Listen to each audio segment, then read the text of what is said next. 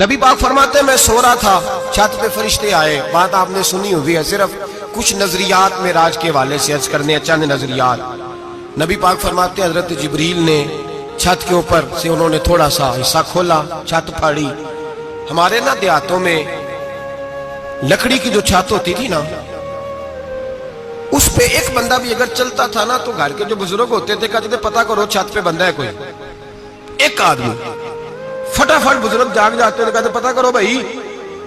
بلکہ ساتھ والے کو آواز دیتے تھے، دروازہ کھولتے تھے. ہوتا تھا کہ نہیں ہوتا تھا؟ ہو جاتا تھا نا.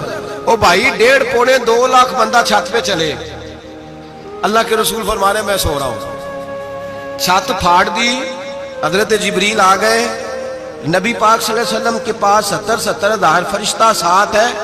آ کے کھڑے ہو گئے، میکائیل سے اسرافیل سے مشورہ کر رہے ہیں حضور کو کیسے جگائیں.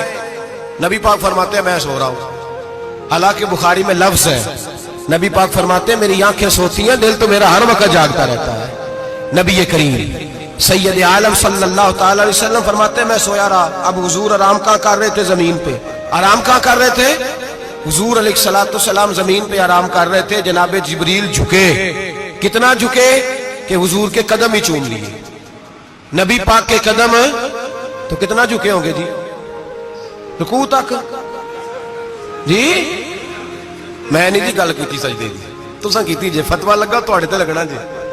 کہاں تک لگی؟ کہاں تک جھکے؟ اعلیٰ حضرت کہتے ہیں حضرت جبریل نے سجدہ نہیں کیا نبی پاک.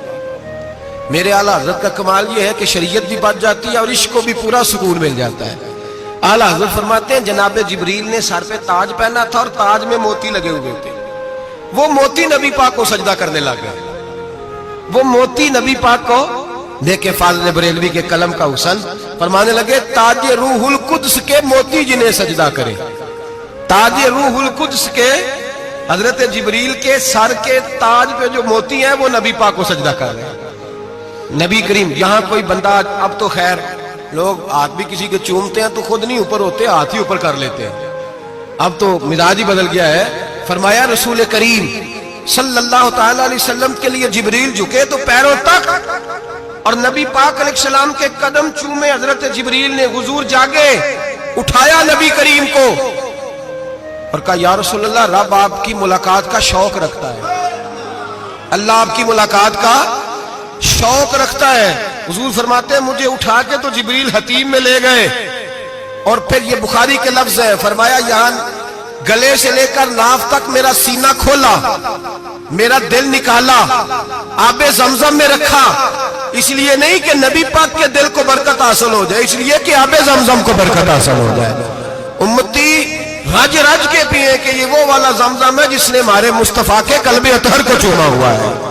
نبی پاک صلی اللہ علیہ وسلم فرماتے ہیں میرے سامنے کھولا اور میں دیکھتا بھی رہا. دل کھل گیا، سینہ کھل گیا اور میں دیکھتا بھی رہا. اور نبی پاک فرماتے ہیں خون بھی نہیں نکلا، اس لیے کہ حضور کی حقیقت نور ہے. نبی پاک کی حقیقت نور ہے. ورنہ بشر کے حضور اگر صرف بشر ہوتے تو کٹ بھی لگے تو خون نکل آتا. میرے رسول کریم سید عالم صلی اللہ علیہ وسلم فرماتے ہیں پھر جبریل امین مجھے براق پہ بٹھانے لگے. خچر سے چھوٹا تھا، گدھے سے بڑا تھا اور بجلیوں کا بنا ہوا تھا. جہاں اس کی نظر جاتی تھی وہاں اس کا قدم جاتا تھا. نبی کریم فرماتے ہیں مجھے بٹھانے لگے تو میں رک گیا. میں نے کہا میں نہیں بیٹھتا. یا رسول اللہ کیا ہوا؟ فرمایا اللہ فرماتا ہے یوم نسوق المجرمین الی جہنم وردا. جب آپ کے امتی نکلیں گے قبروں سے تو ڈنڈے مار مار کے لے جائے جائیں گے. پہلے رب میرے ساتھ وعدہ کرے کہ جب میرے غلام قبروں سے نکلیں گے تو انہیں بھی براق عطا کرے گا. پہلے وعدہ کرے. حضرت جبریل کہتے ہیں میں وہیں کھڑا تھا. رب کریم نے کہا چل وعدہ کر لے یوم نحشر المتقین الی الرحمن وفدا. محبوب جب تیرے فرما بردار قبروں سے نکلیں گے تو میں سب کو براق عطا کر دوں گا، سب کو براق دے دوں گا. نبی کریم فرماتے ہیں میں براق پہ بیٹھا. سفر شروع ہوا. نبی رحمت علیہ السلام فرماتے ہیں میں گزرا. یہ بات آپ نے سنی ہوئی ہے پر بیان کرنے بھی بڑی ضروری ہے. مررت علی الموسیٰ فہو یصلی فی قبرہ رواہ مسلم.